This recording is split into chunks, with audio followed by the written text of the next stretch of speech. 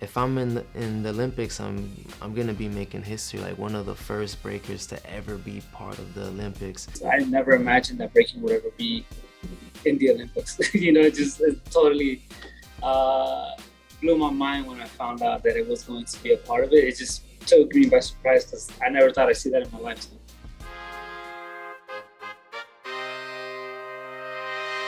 I started dancing in January of 1995. So when I was seventh grade going into junior high, I went to a school dance and a bunch of kids were breaking at one of the dances. And these kids I had known for a while.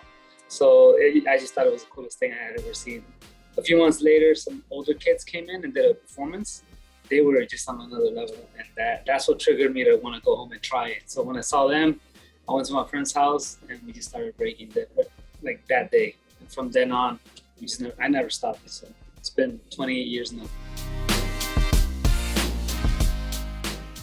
So my dad and his twin were b-boys back in Mexico in the early 1980s. My dad immigrated to Florida, and he taught me and all my siblings when I was about 6 years old. I wasn't taking it too serious. I was only doing like a little backspin and I would flip here and there. But I started taking it serious at the age of 10, and that's when my cousin got back into it. We didn't go to any events for like the first 4 years, so I didn't know there was any battles. We'll battle people like at a skating rink. Like, oh, I heard this dude has this move, that move. All right, we're gonna show up and we'll just battle at a skating rink. But we went to an actual event and everyone was so surprised, and I was even surprised. I'm like, who are these people? Like, why are they going crazy for this person? I don't know who's that. And then these people just coming up to me, hey, where did you guys come from? You're really good. And I remember we thought we were the only breakers in the world. Like, we didn't know much about it. We'll watch a music video here and there. We'll battle some people from our town. And then come to find out there's a whole culture. Like, there's a culture behind it. The era of breaking that I come from, it's just, it was not found in studios, it wasn't found anywhere. I remember people asking me back then about why it's not in the Olympics, or it's something that should have been in the Olympics. And at that time, even into my early 20s, I never imagined that breaking would ever be in the Olympics. Let's go, Tom. I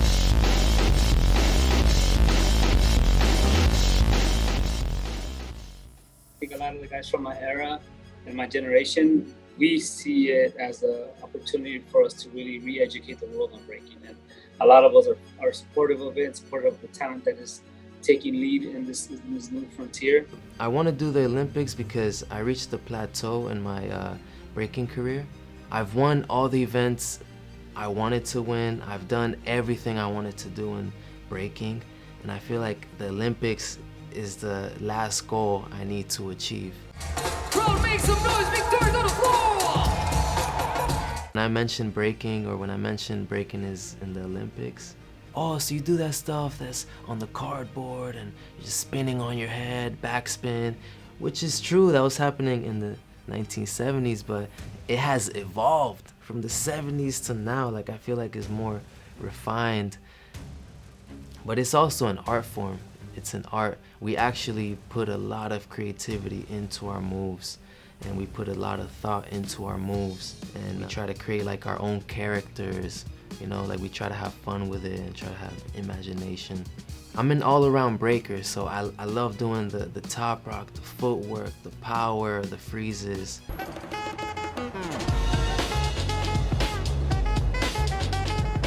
I consider my style just a traditional style, but evolving the basics.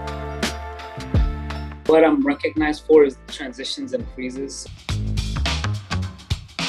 Coming from an immigrant family and not traveling anywhere in my city, I was just stuck in Florida, Orlando, Florida. It's an amazing thing how the thing I love took me all around the world, and I got to learn about different cultures. To America when I was 6 years old. I think as a young kid, it's difficult to find that balance of connection to your birth culture because you're so disconnected from it. When you leave, you lose touch of it. And then on the American side, I couldn't relate to the culture here either.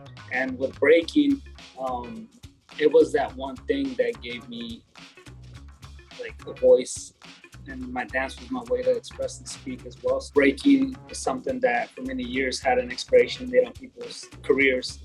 And where I'm at now, we're a few of us, not just me.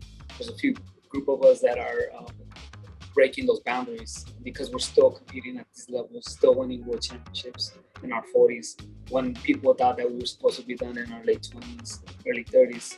So here I am a decade later after I won the world championship in 2011, winning more championships. So it's, it's a, it's a nonstop thing. So yeah, you gotta live it for real.